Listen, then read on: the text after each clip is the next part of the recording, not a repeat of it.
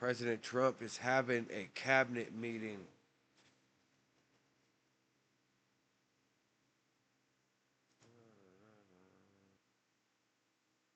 My audio is really low.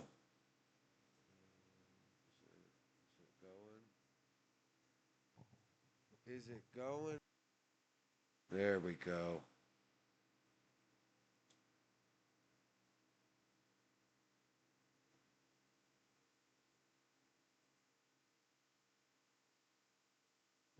I'm gonna put it right there. It is pouring where I'm at right now.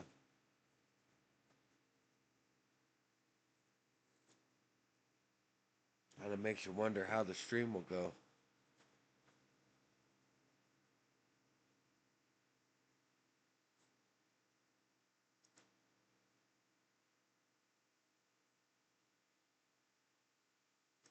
User,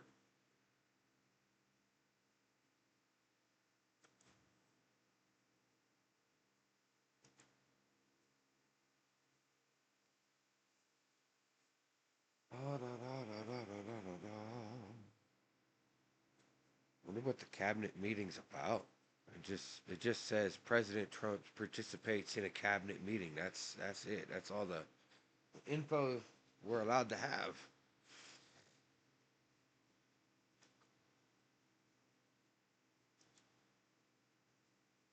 I wonder if it's just me or the my internet is fucking up. Pouring where I'm at.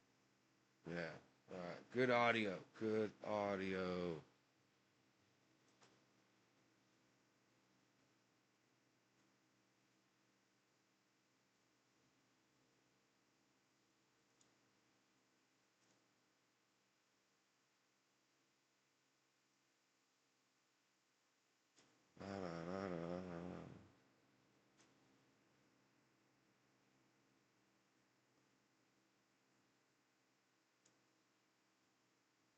There we go.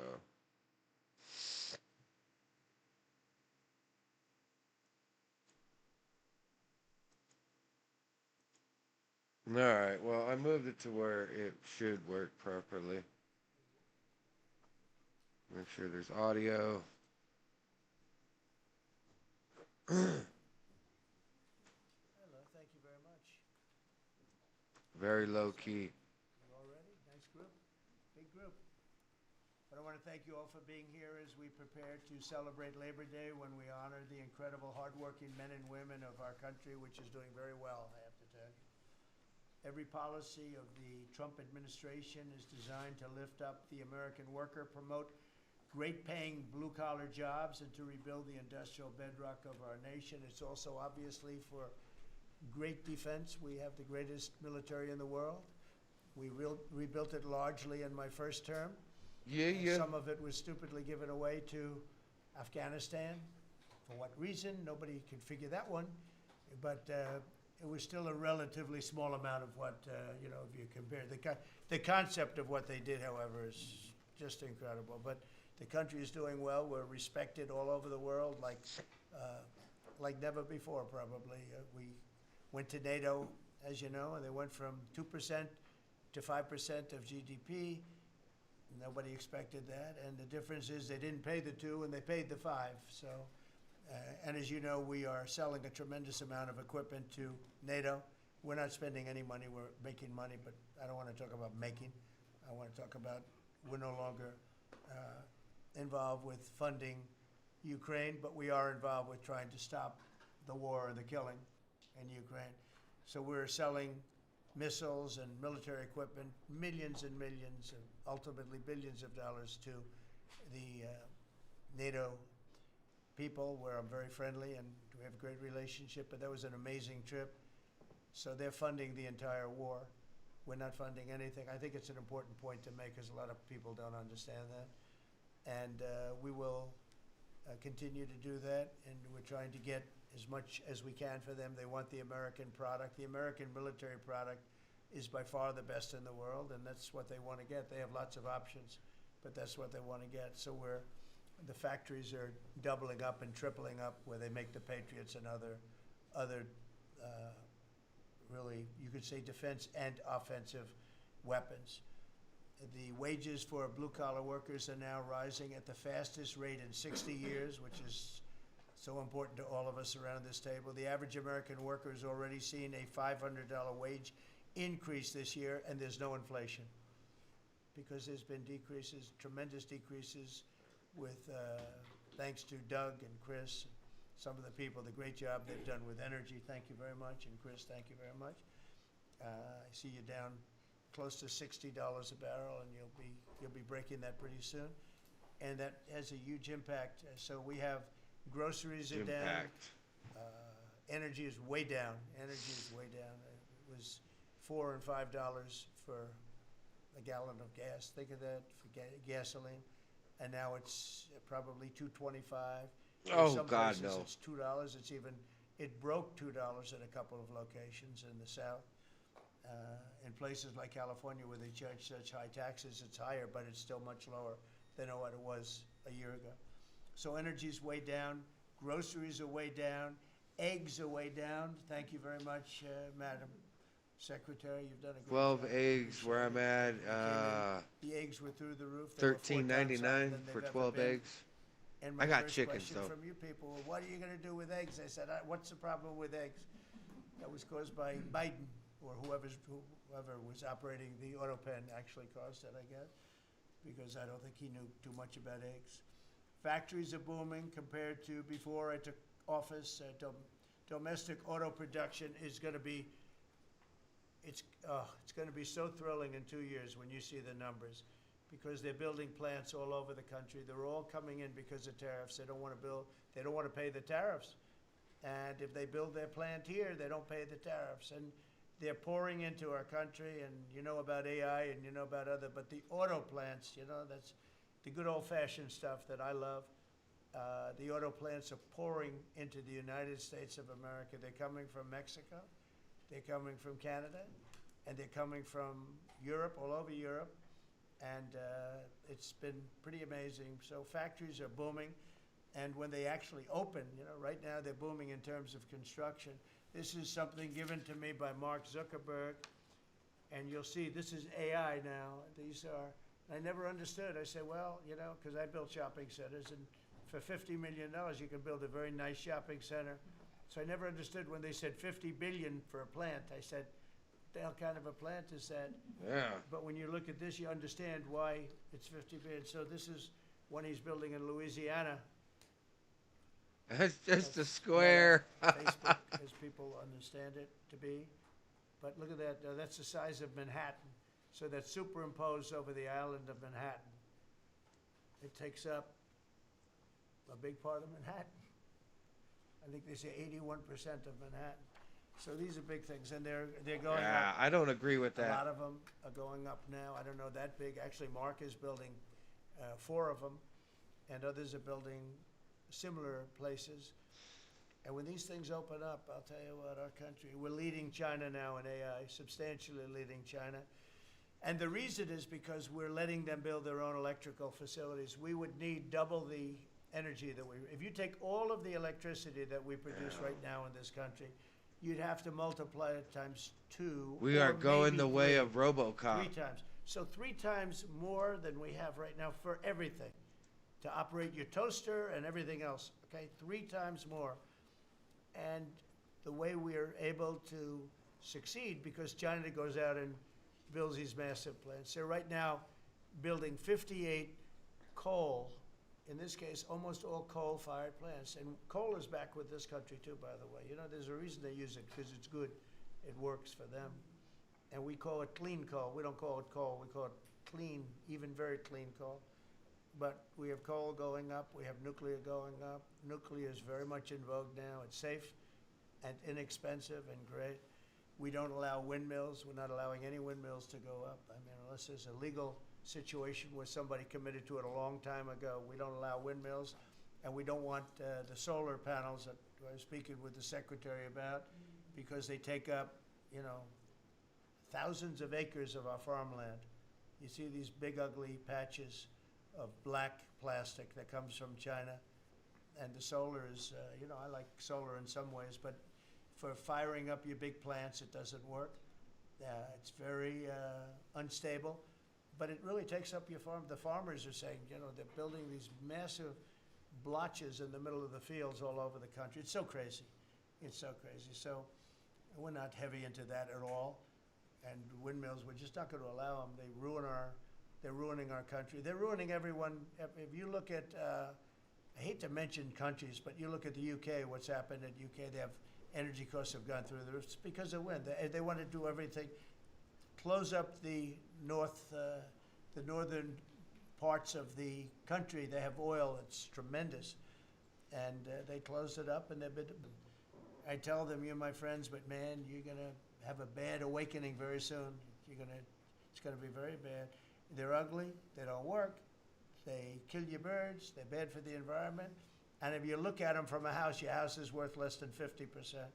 So I'm trying to have people learn about wind real fast, and I think I've done a good job, but not good enough, because some countries are still trying, and they're destroying themselves. Those are countries that are really destroying themselves. I hope they get back to fossil fuel, because right now, Chris, whether we like it or not, fossil fuel is the thing that works, and then you can add nuclear with it and other things, but fossil fuel is what works if we're going to fire up those big monster factories. But if you look at comparing everything before I took office, domestic auto production is up 18,000 cars a month. And we haven't even started yet, because a lot of these plants aren't built. It's up 18,000 because Ford, General Motors, and a couple of others, Stellantis, they're taking their existing plants, and they're, as quickly as they can, they're adding on to them. So when their plants open, because they're building big, modern, beautiful auto plants, but think of that, we're up 18,000 cars a month, and essentially all they've done is try and utilize their space correctly as their big plants open up. It's going to be, I hope they remember that it was this way. I hope this table gets a lot of the credit for what's happening. It gets all of the credit, because this would have never happened. We were going out of business in every way. We were losing. All the car plants were leaving this. What I want is, I have no problem with upgrading cars. I don't like upgraded cars, but I have no problem with them. But you can't work on any of them. The transmissions, you gotta buy them brand spanking new. You can't buy parts to fix them. That's bullshit. That right there is like monopoly. Mechanics, they're gonna go under. That's a blue collar job. But how can you be a mechanic if all the cars that you need to work on you can't work on? Like Tesla, you can't work on their cars. You gotta send them to the Tesla people. That is bullshit. Country. Now they're all coming back in, and they are coming from Canada, and they are coming from Mexico, but they're coming from Germany, they're coming from all over the world. Domestic steel production is up by 100,000 tons of steel a week. We have a 50% tariff on steel, aluminum, and various other things. Copper just got brought into the picture, and that means people are gonna want to make steel here. We just made a deal with U.S. Steel. As you know, we have an outside company come in, spend $17 billion on building new plants, new everything. It's great, and it stays right here in America. So we're doing amazingly well on steel, and domestic oil production is up by more than 300,000 barrels a day. That's a lot of barrels, and you're going to be talking about that in a second, I think, Chris and Doug. These two people have done a fantastic job, and we have the oil price down to about $62 a barrel. So just so you understand, because a lot of you like to talk about costs and prices, but I watch so much fake information. Product costs are down. Energy is way down. Energy brings things down. With energy, that's what happened with Biden. He stopped our program, and then he went back to it when he realized that it looked like you're going to be paying numbers that nobody's ever seen, like $7 a gallon. You're going to pay $7 a gallon. They were up to $7.5. So then he immediately went back to the Trump plan that they terminated. But It was too cameo, late for full them. It was appearance, too late. They X-Men, blew it. They had a great and thing that's going. all I within a gave them year. something great, So, and they blew it. Since the inauguration, we've created over 500,000 new private jobs, and if you notice, when the numbers come out, government jobs are going down and private jobs are coming up, and that's what really fuels the country. It's easy to hire people and pay them for doing something that maybe is not very productive, but government jobs are down, actually substantially down, and private jobs are way up, and these are the jobs that make money, create a better life. Meanwhile, we've reduced the number of federal bureaucrats by 84,000. So we got rid of 84,000, and I think the job numbers, you're going to see the new job numbers are going to be through the roof because of all of the different businesses that are moving into our country. And not just production businesses, autos and AI, but any business you can think of in the world of furniture, as an example. North Carolina, I went there many times when I built a lot of hotels and things, and I'd go to North Carolina, I'd buy the greatest, they were the greatest, most talented people.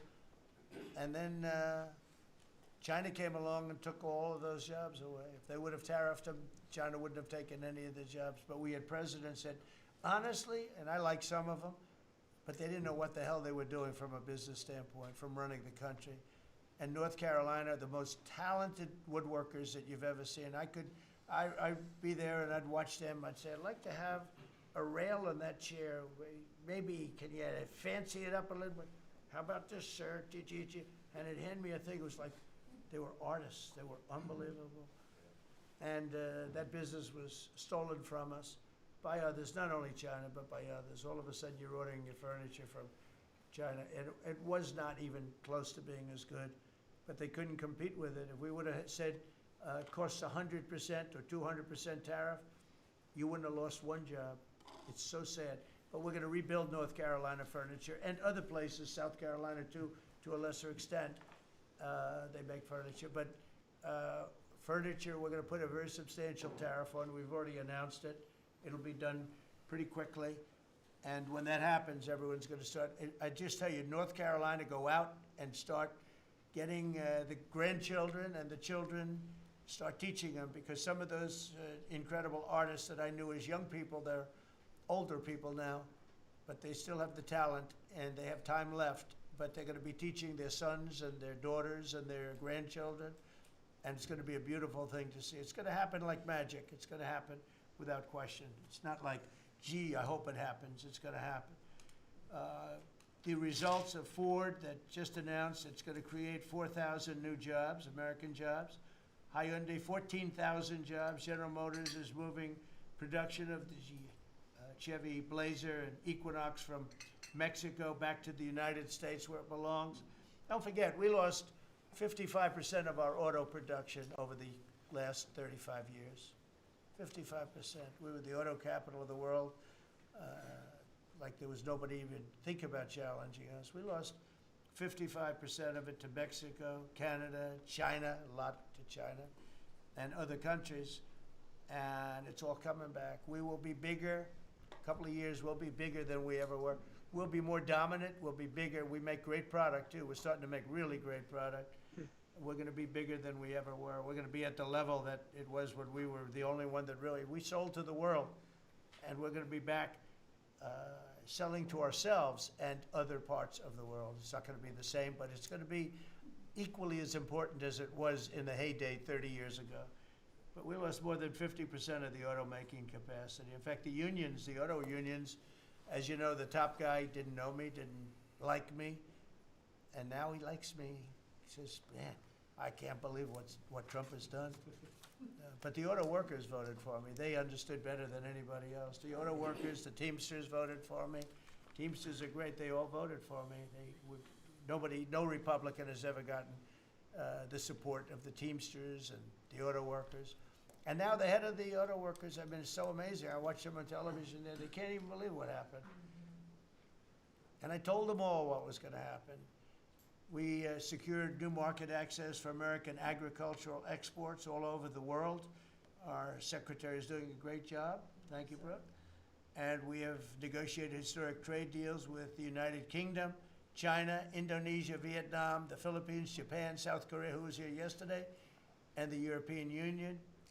Foreign nations are now paying hundreds of billions of dollars straight into our treasury, and numbers that nobody's ever seen before. As you know, we made trade deals with a lot of countries, and many of those countries, just to be able to sit at the table, are paying us hundreds of billions of dollars. We made a trade deal with the European Union. They were rough on us for a long time, and now we have a very good deal. We made that with them. Trillions of dollars is coming into our country. Trillions. Far beyond billions, trillions of dollars. Wouldn't you say, Scott? Yes, sir. And in a short period of time, they have to buy $750 billion worth of our energy product. Energy is great. We have more than anybody else, so we're using it. But the European Union is a done deal, and Japan is done. And, I heard there was a problem with South Korea, but we met yesterday, and they're done. We didn't do anything. We just kept the same deal. He honored the deal. They wanted to see if, I don't even want to say it, but they wanted to see if they could do something. But they honored the deal, which is nice. And we cut the previous record-setting trade deficit, I hear just came out. We cut it in half already. We haven't even said, we've only been here really for a few months because, you know, it takes you a little while to fix up the Oval Office and do those things. prepare for the battle, right? So we really only been here for a very short period of time, and we cut the trade deficit in half. Is that right? That's fantastic. I didn't even think we were going to do that. And remember, these are things that are being built. These things are, you know, all these numbers up here, they're not open yet. When they open, you're going to see things happen in the United States that nobody's ever seen before, including our country in its heyday. And I had the greatest economy in the history of our country my first 4 years, despite COVID, which was a very unfortunate situation for the whole world. We did a great job with it, never got the credit for the job we did. Operation Warp Speed, people say, is one of the greatest achievements ever in politics or in the military, because it was almost a military procedure. But everybody, including Putin, said that Operation Warp Speed, what you did with that, nobody can believe it. And we did a great job, but it was a horrible, horrible pall over our country. We had a very dark cloud over the world. That was a very, very bad thing that came out of Wuhan, which I said it came out of Wuhan. That's where it came from. And China suffered greatly, but everybody did. But we did a good job with that, as good as you could possibly do, and we came back, and now we're stronger than ever before. If I didn't win this election, this country was gone. I'm telling you, economically it was gone. None of the things that we're talking about would have happened. The whole world was robbing us blind. Friend and foe, they were stealing our jobs, our money, our factories. They were stealing everything. We would have been a shell. We would have been a bankrupt, broken shell. And that's the way it is, but we're doing just the opposite. Stronger than we've ever been. Last month, in a landmark achievement, I also proudly signed the largest working class tax cuts in American history. So the bill that, I'm not going to use the term great, big, beautiful, that was good for getting it approved, but it's not good for explaining to people what it's all about. It's a massive tax cut for the middle class. It's a massive tax cut for jobs. And it's, I mean, think of it, no tax on tips, no tax on Social Security. So seniors, I don't know how you can vote for anybody else. And, you know, just think of that, and no tax on overtime. Yeah, I don't agree So you with work that. overtime, you don't have to pay tax on overtime. That's good. The Democrats don't know what they're gonna do. So they have, like, this soundbite. You know, they have all these sound bites. They send it out, I don't know, some guy sends out a word and everybody uses it, including the fake news. Some of you are here right now, I'm looking at you. And it's death. They use the word death. No, it's actually life. It's almost like a newborn life. It's not death. That's their soundbite. The bill is death. It's not. We strengthen Social Security. We strengthen Medicare, Medicaid. The job we've done on Social Security is, if the Democrats got in, Social Security is over because the country's going to fail. There won't be any Social Security. And I made that pledge to you. We're going to take care of Social Security, Medicare, Medicaid. And we're doing that in spades because the country is becoming so successful again. And it hasn't been this successful. I think in the end, it will never have been this successful. I don't think it'll even be close with what's happening. Every American is seeing a tax cut. As a result of the bill, the average police officer will keep an extra $1,000 a year at least in overtime, and the average waiter or waitress will keep nearly $2,000 extra in the fact that they would have had to pay that kind of money on tips. And I never realized that the government was so strong on that. But waitresses, waiters would tell me that the government would go after them. Like it was horrible. That's how it all started with me. It just was incredible. And the biggest thing was, again, the $4 trillion that they found. They said, well, that was nice. They should have announced it. I could have told them that. And I don't know. It should be simple. But a lot of people didn't understand it. Actually, a lot of good people didn't understand it. But now they're saying, you know, Trump was right. They've never seen anything like this. And I don't know what it is, Scott. They didn't understand what we were trying to explain to them was going to happen. Everybody's moving back to the United States because they don't want to pay a tax. If they don't, if they're not here, they have to pay a tax. And it didn't seem that complicated, but it's working at a level that nobody can imagine. You know, this is working $4 trillion, but that's a big number. It's a number that nobody ever heard of before. But $4 trillion is exciting, but that's nothing compared to what's happening because these places haven't even opened yet. Some of them haven't even started hiring yet. They're under construction. So it's construction jobs, but it's not the big number, and the big numbers, when they open, they're going to be very successful. It's a revolution. We're also working on things to ensure that the awesome power of artificial intelligence is used to benefit all Americans, including American workers and also American children. In that spirit, our wonderful First Lady has just announced a presidential AI challenge. It's going to be a very good challenge, I can tell you. She's put her heart into it, which will inspire the next generation to stay on the cutting edge of this vital technology. This is the new internet, the new computer, the new television, the new everything, all put together in one. This is why when I show you a picture like that, I mean, I show you this. This is a factory superimposed over the island of Manhattan. And that is a hell of a lot of houses that are probably knocked out if that's really Manhattan.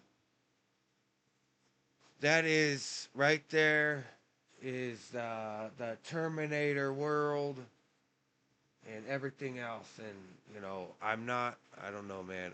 I'm not. That's like a fucking city if it's part of Manhattan. And those aren't jobs. Those are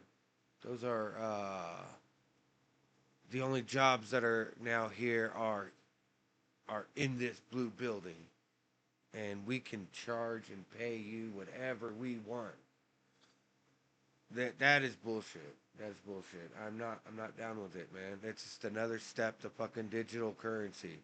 And we're supposed to trust somebody like Mark Zuckerberg that has screwed us over more times than I count. Stealing all of our information with his Facebook app, whatever other app he had. Come on, man.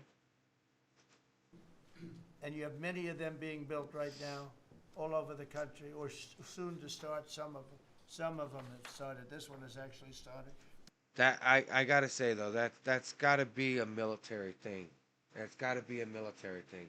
That's in the great state of Louisiana. But the First Lady is working very hard on this, and it's an important initiative. Mark of the beast, people. Melania, when she puts her mind to it, nobody could do better. There's nobody.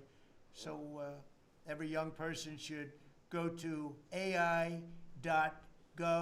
Learn the code. AI.gov to learn more. And you'll see it's a great challenge. I think it's going to be a very modern kind of a challenge. It involves AI, which is very exciting to people. So I want to thank her. Raise a lot of money for children. We're putting America first, and we're going to be putting the America worker first. And, you know, the Republican Party has picked up 4 million new people, 4 million. The Democrats have lost 2.5 million. Other than that, they're extremely happy. No, they're very depressed. They're very depressed. And their new box that they've fallen into is crime. There was a consultant on one of the shows this morning I was watching. I thought he was very good. He's a Democrat consultant. And he was screaming, no, no, don't let him do this to you. It's another trap. It's another trap. What he's talking about, like men playing in women's sports. They said that's an 80-20. No, it's a 97-3. It's 97-3. Like transgender for everybody.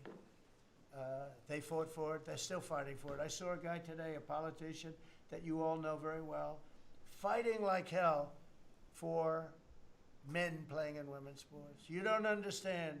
They're human beings also. Well, I agree they're human beings. But you can't have a 7-foot guy playing basketball with the women. You know, just one of those little problems in life. And we all have our place. That's okay. I've got my place too. But this guy's screaming, it's another trap. And this is the worst of all. He said, because this is crime. Trump is saying he's against crime and they're for crime. No, he's going, it was funny. No, it's a trap. Don't do it. And then I saw this poor, stupid Chuck Schumer, the guy. He looks like he's aged 100 years. And I don't like getting into looks. You know, looks don't mean anything, right? When you're in politics, looks don't matter. I look at Pam, I would never say she's beautiful because that'd be the end of my political career. Laurie, Yeah, I got some secretary. jokes. But I will tell you, this is the best of all. And they're going to fight me. Like this slob of a governor you have in Illinois. This poor guy got thrown out of his business by his family. I know the family. I was partners with the family. Nice family. I like the family. But he was no good. They threw him out. He's governor of Illinois. And he goes about Trump, we don't need his help. Chicago is the worst. These places are really bad. Crime in D.C. was the worst it ever was. You know, they make up stories. Crime in D.C. was the worst ever in history. And now, over the last 13 days, we've worked so hard. And we've taken so many, there are many left, but we've taken so many criminals, over 1,000. I watched a man from Maryland who said to me, and I mean, sir, you're the greatest president. You're doing an unbelievable job. What a great job. Governor Moore, has anyone heard of him? Mm-hmm. He's another hopeful for president. I don't think so. But I met him, and I didn't realize it was on camera. Did you see they caught him on camera? I was at a game, I don't know, like the Army-Navy game or something. And I met him in a hallway. And as usual, you do your job very well. One of these great cameramen had it on tape. But I met this gentleman. I never met him before. Sir, you're doing a great job. You're doing an unbelievable job. Thank you very much. But then he goes on television and says, oh, Trump is a dictator. He's a dictator. And a lot of people have heard. So the line is that I'm a dictator, but I stop crime. So a There lot you of people go. say, you know, if that's the Batman. case, I'd rather have a dictator. But I'm not a dictator. I just know how to stop crime. And you would think that Illinois would have such a problem with crime, such a bad governor. He should be calling me, and he should be saying, could you send over the troops, please? It's out of control. It's out of control. In New York, it's out of control. Not as bad as Illinois, by the way. Not even close. In California, you would have not had the Olympics had I not sent in the troops. Sent in the National Guard. They did a fantastic job. We have the Olympics. We have the World Cup coming. I got them in my first term. And I was really sad because I said, oh, boy, I got them, and I won't be president. And little things happen. Thank you, God. Thank you. Little things happen. Think of it. You could ask Johnny. Johnny would tell you, he's the head of World Cup. He's a great guy, too, great commissioner. But he's the head of the World Cup. He said, Trump is the only reason we're doing this. And the sad part is that I was not going to have it. I would have to be, probably I wouldn't have even been invited to the game, depending on who's president, right? And I got that. I did not get 250, okay? The 250 anniversary. I did not get, I'd like to claim it if I might, but I didn't get that. That was whether I was president or not, it was still 250. I'd like to take credit for it. What I will take credit for is we're going to have a better celebration under Trump than you would have had under some stuff. That I'll take care of. We're going to have a safer place, Christy, because of you and Tom Holman and everybody, right? But, so we have 250 coming up. We have the World Cup coming up, which is like having 45 Super Bowls. And we have the Olympics coming up. So we're going to have a very exciting 3.5 years remaining. We're going to have a very exciting, it's going to be done properly. So I just want to tell you, our country's in incredible shape. Our military is strong and powerful and respected. We had some fantastic decisions from the Supreme Court that let us put the people into the military and other businesses that are best for the job, as opposed to some woke reason that was killing our country. That was a very strong, very powerful. You can now go into a company based on your ability, as opposed to being forced in based on some factor that cannot make our country great. That was a big decision, very, very big decision. And we've had a lot of great decisions, and we've all made some great decisions sitting around this table. I want to thank Scott. Unbelievable what's happening financially with you and Howard. And Vice President's involved in everything, and he's been great. And Marco has been really, I think you're born for this job. I don't think you should ever run for another office, actually. I don't think you should, really. You're so good at this. He is so good. And everybody likes him, everybody likes him. But everybody, much more importantly than like, I think you would say, is respect. They respect Marco. They respect all the people around the table. So what I'd like to do is, I'd like to go around the table. You seem to like it. Your audience seems to like it based on ratings. And I want to mention, about crime, because we have a young lady here, Iris, of Epoch Times. You're Iris, aren't you, huh? And I heard you were very savagely mugged in the city, and I'm not going to let that happen under this administration. That was last year, and would you like to mention what happened? Of course. So first of all, thank you, Mr. President. Do you want to listen to this? For having me here to share my story to the room and to the broader public. My name is Iris Tao. I'm a White House correspondent for NTD, the sister media of the Epoch Times. So more than 2 years ago, it was a Saturday morning in broad daylight. I was on my way to work, and a young man with a black ski mask pointed a gun at my face and threatened me to hand over my phone, my wallet, my laptop, and everything else.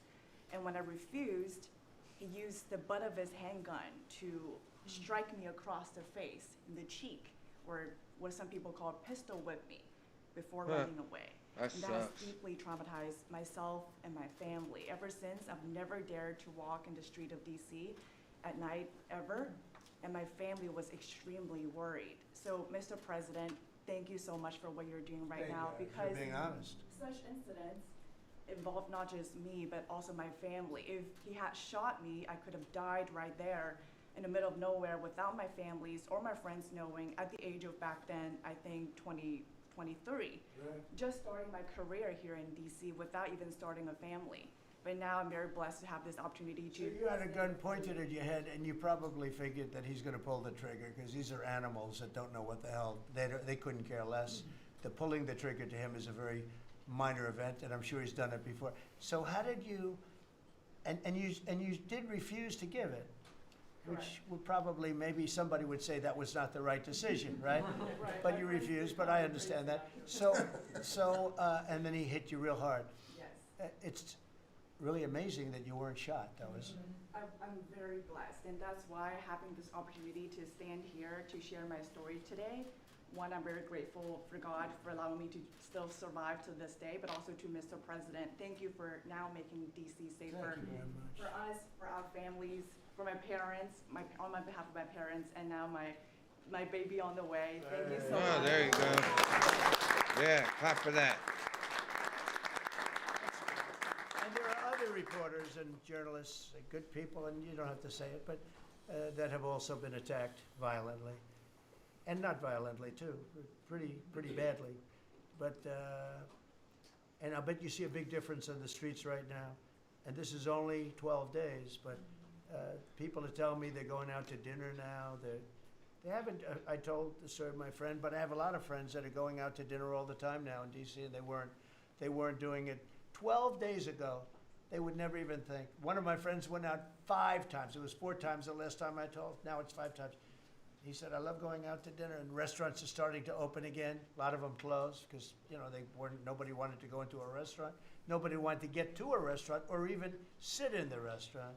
But you see a big difference now, don't you? I do pass by Union Station every day on my way home, and I do feel a lot safer seeing the trucks right outside, seeing the National Guard troops members right outside. It does make me feel like I'm hopeful about DC again, and one day hopefully we can raise our family here. Thank you very much. It's nice. And those are tough troops, too.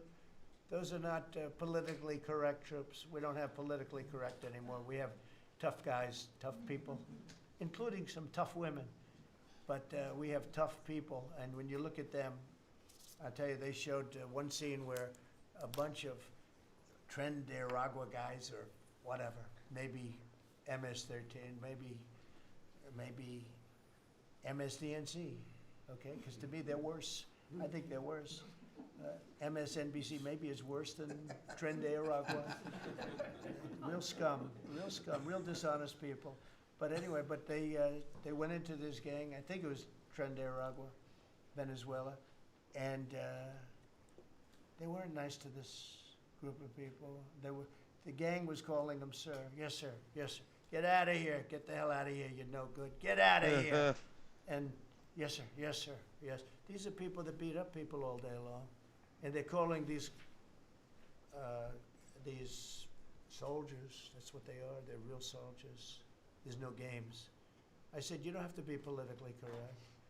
And you know the way they used to spit in the face of the soldiers, with the soldiers standing like this, and you'd have some guy or some woman sometimes screaming at them from 1 inch away. They're standing there, and they're told you cannot do anything, and they start spitting, actually spitting in their face. And I said, you spit, we hit. There you go. And they're totally authorized to do that, all of those things. But your story is great, and there are other stories here, but they don't have to tell them. But some people are ashamed to tell them. They don't want to tell them. But it was like a jungle, and it's not a jungle anymore. And it's going to get so good that this will be the safest capital there is. It'll be one of the safest places in our nation, anywhere. And right now, it's one of the most unsafe places, but not now. 12 days ago, it was the most unsafe place in our nation.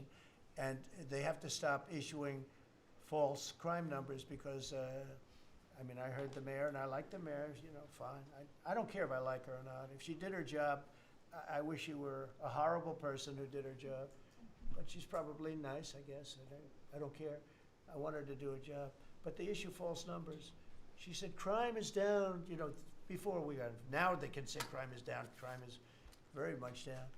But what they did is they issued numbers. It's the best in 30 years.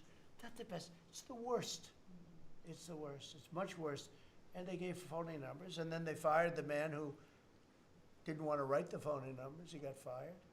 And I guess that whole situation's under investigation because it's a very important thing, Pam. If they're going to give these phony numbers, it's a false feeling that you get crime. You have to do something about it. You can't go around saying, "Oh, Washington D.C. safe," if it's not. It's going to be very safe very soon. It's very safe right now. You're going to go out, have dinner. People are going out all over the place. They're walking. I have people that work in government, strong, tough cookies. They can take care of themselves, but it doesn't help to have big, strong muscles. And I work out. If a guy's over there with a gun, shooting you in your face. Yeah. You can be the strongest guy in the world. Guy has a gun, shoots you in the face. It doesn't matter how much you've worked out, how many weights you've lifted, how hard you worked. And so we have the toughest guys and we have the best guys. And I'm willing to go to Chicago, which is a big trouble, but we have a governor that refuses to admit he has problems, huge problems.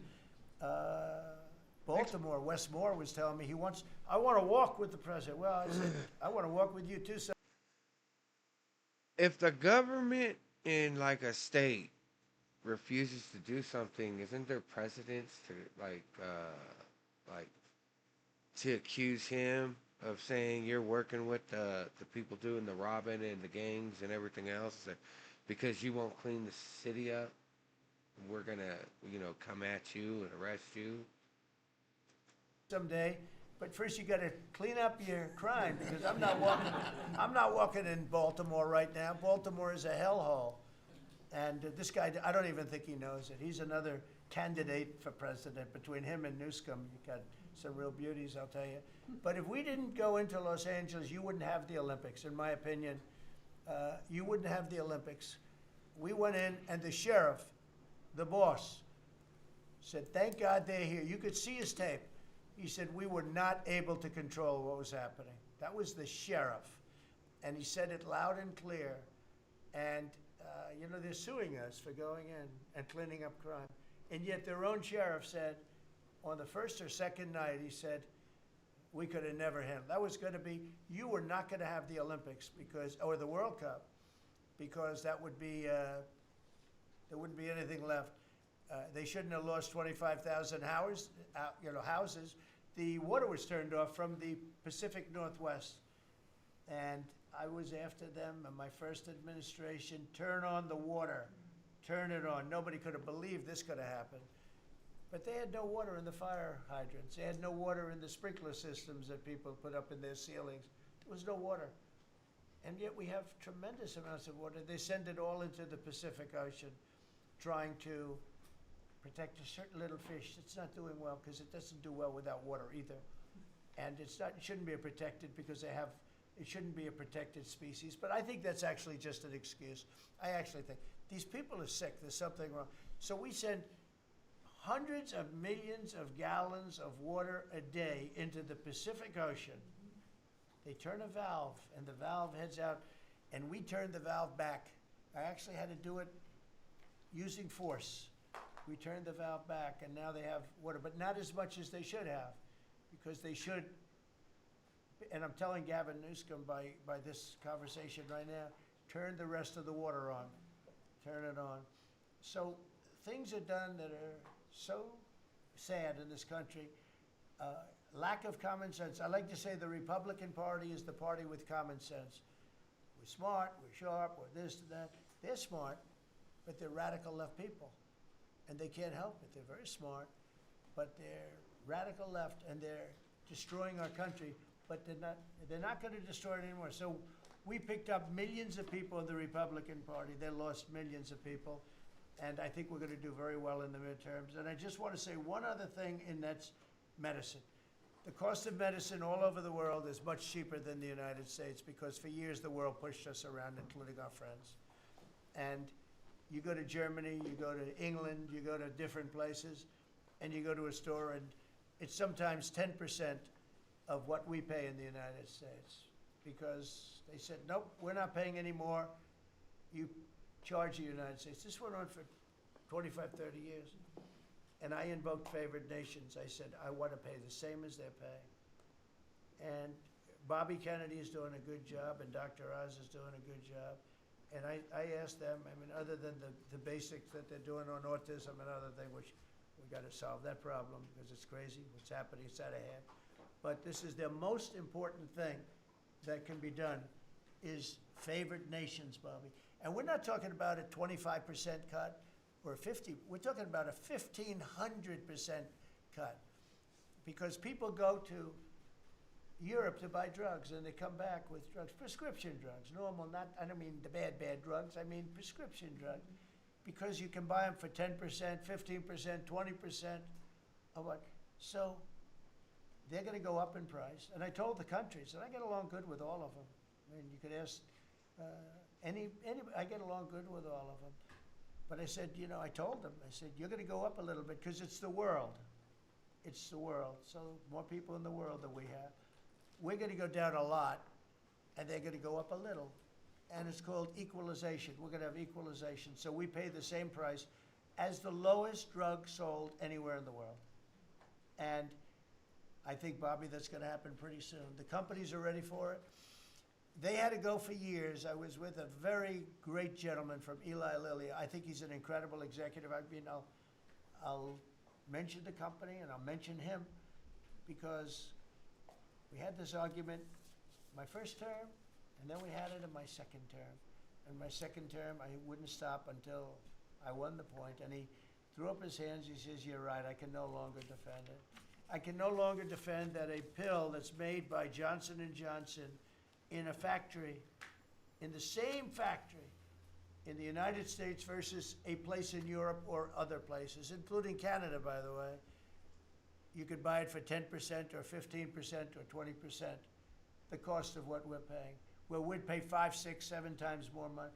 He said, "It's the hardest part of my job, defending that. I'm not going to do it anymore."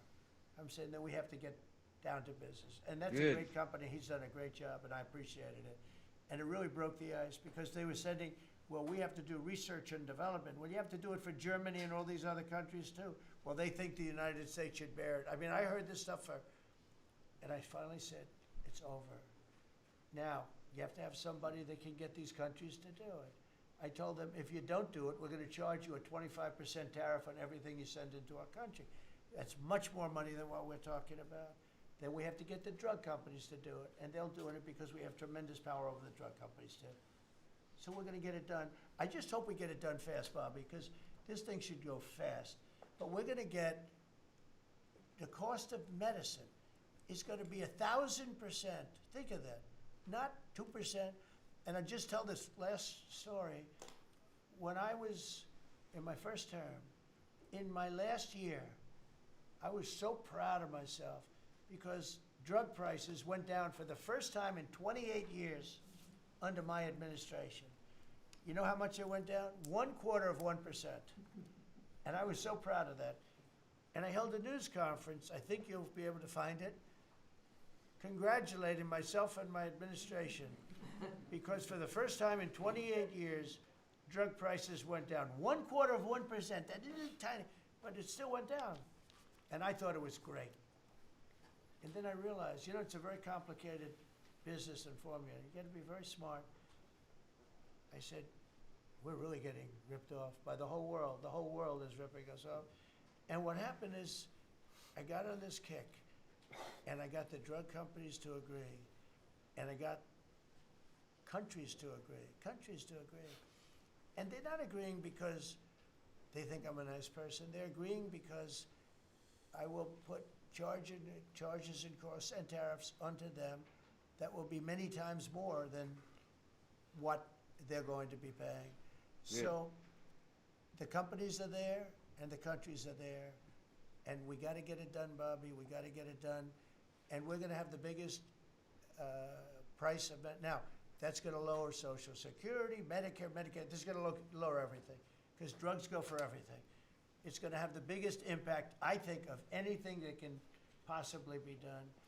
But your costs are going to be going down for medicine, for prescription drugs, will be going down at levels that nobody ever thought possible. And that's going to happen in a matter of a very short period of time.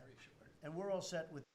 And I also ask Mr. President Donald Trump, I want you to start going after these fucking insurance companies. Insurance companies should not, if you're paying for your insurance, they should cover everything, and that includes the insurance that you have with medical insurance. If you have medical insurance, they should be looking at it in a way that they cannot deny you surgeries or medications. They can't say, "Oh, well, we're not gonna pick and choose what medications we allow you to purchase." Otherwise, it's a government hack to have any type of insurance because it's shameful, to be honest with you. The countries, and we're all set with the companies. That's all you need, the two. And the middleman gets cut out. Under this scenario, the middleman doesn't exist anymore. That was the other thing. They always blamed the middleman. I said, who are the middlemen? Nobody knew who the middleman was. You know, They had the most complex formula.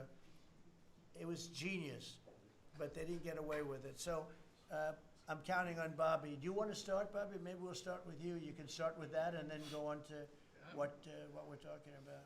We are deep into MFN negotiations, most favored nation status negotiations with 14 companies. Howard Lutnick is a breath of fresh air, and I think he's going to help us get across the finish line with the leverage that we have from there. They're smart. Don't let them get away with it, Howard. Well, the combination of Bobby's MFN and the 232 Pharmaceuticals, which we launched together. Right. When you put those two together, it really gives Bobby the tools to go execute your plan. So I'm supporting Bobby as he executes his plan. Good. Right? Yes. And this cabinet meeting is supposed to be about working Americans and bringing jobs back to this country, and particularly rural America. And I want to mention the big, beautiful bill.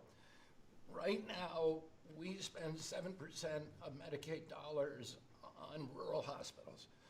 So they're getting the short end of the stick. It's about $19 billion a year.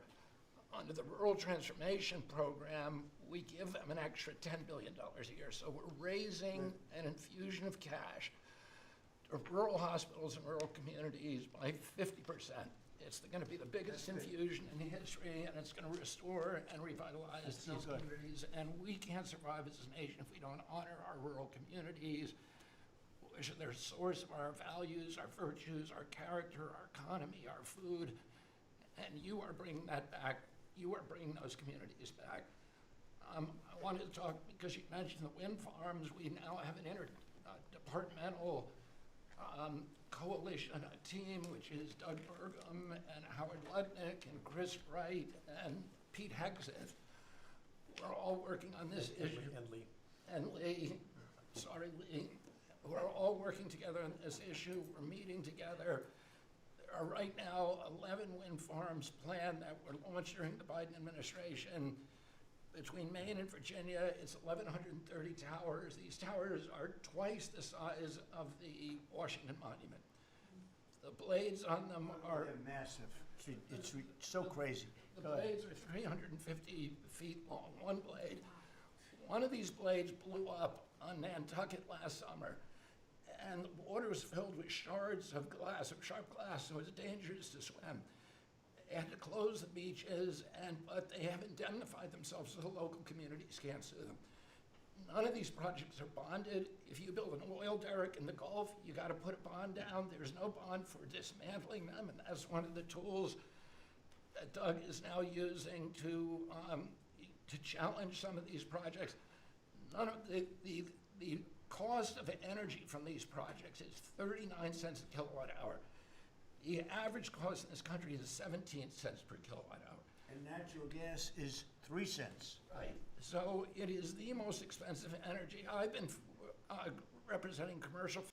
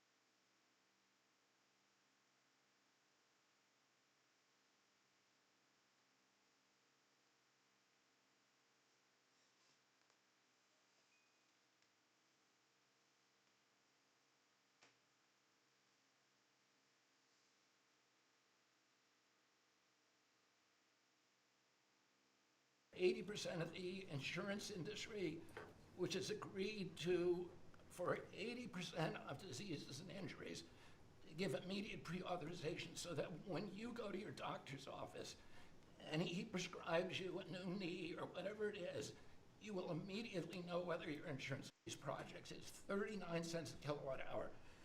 The average cost in this country is 17 cents per kilowatt hour. 3 cents. Right. So it is the most expensive energy. I've been representing commercial fishermen for 40 years. They are so excited about what you're doing, Mr. President, because their fisheries are being wiped out. As soon as they begin construction, the groundfish fisheries just disappear. The fish leave the area. They've killed 160 whales in the last 2 years. They're wiping out the whale population, the Atlantic whale population, the big whales, the minkies, the gray whale, or the humpback whales, the right whales.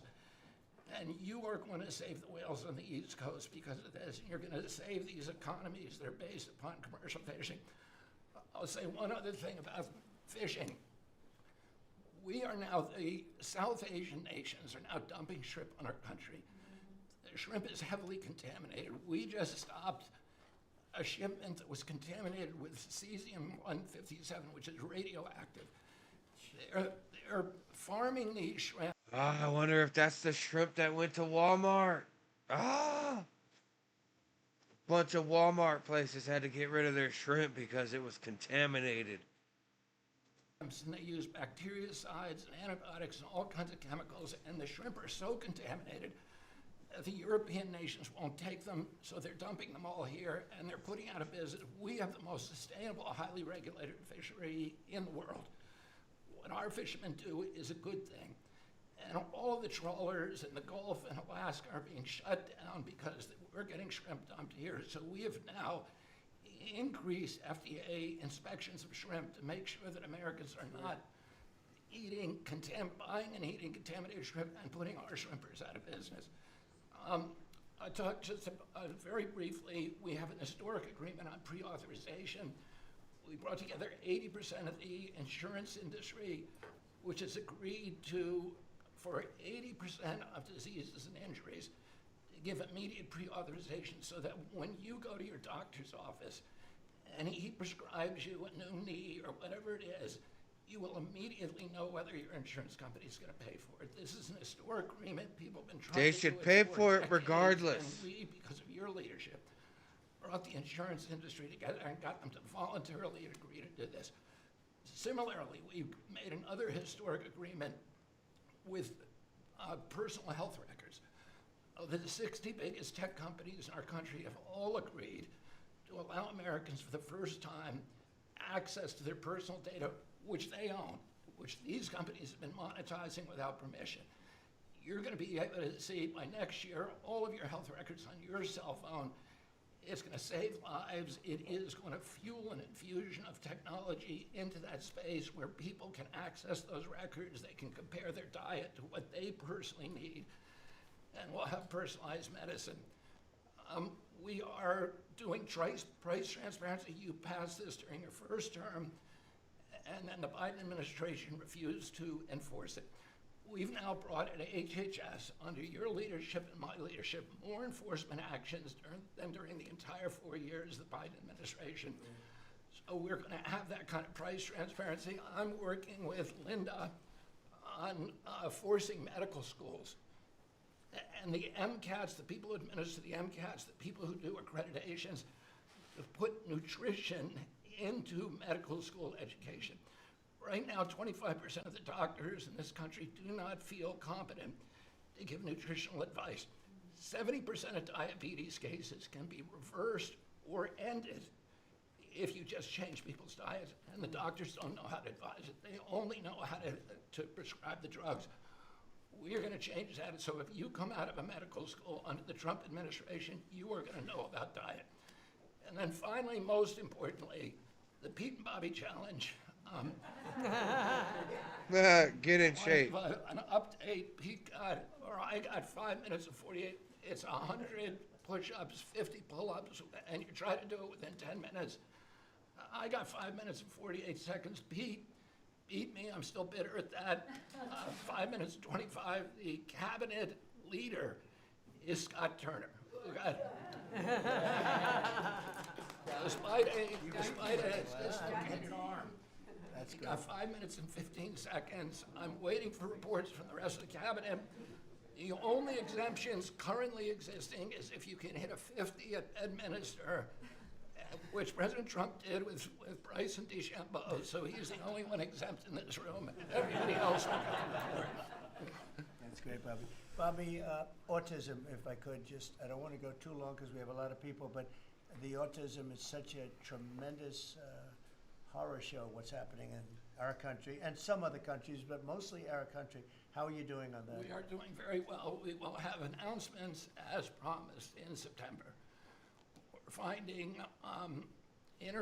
certain interventions now that are clearly, almost certainly causing autism. And we're going to be able to address those in September. It's such a big day. I'm looking forward to that day because there's something wrong when you see the kind of numbers that you have today versus 20 years ago. And those numbers, what are those numbers, Bob? In 1970, the biggest epidemiological study in history was done in Wisconsin. They looked at 900,000 children, and they were looking for autism. They knew what it looked like, and they were very, very precise about it, and they found an incident rate of 0.7, in other words, less than 1 per every 10,000 children. Today, our most recent numbers are 1 in every 31 kids. It's probably actually much worse than that because California, which has the best collection system, is reporting 1 out of every 19 children, now American children, has autism, 1 in every 12.5 boys. So it's gone from less than 1 in 10,000 in 1970 to 1 in 12.5 boys Look today. at those numbers. So there has to be something artificially causing this, meaning a drug or something. And I know you're looking very strongly at different things, and I hope you can come out with that as soon as possible. We will. So 1 in 10,000, and now it's 1 in 31 or 34 or 12 if it's a boy. Can you imagine that? 1 in 12. That's for a boy. 1 out of every 12.5 boys. It's not even believable that that could be. And that was 1 in 10,000 not so long ago. I've been hearing these numbers and they get worse and worse every year. There's got to be something.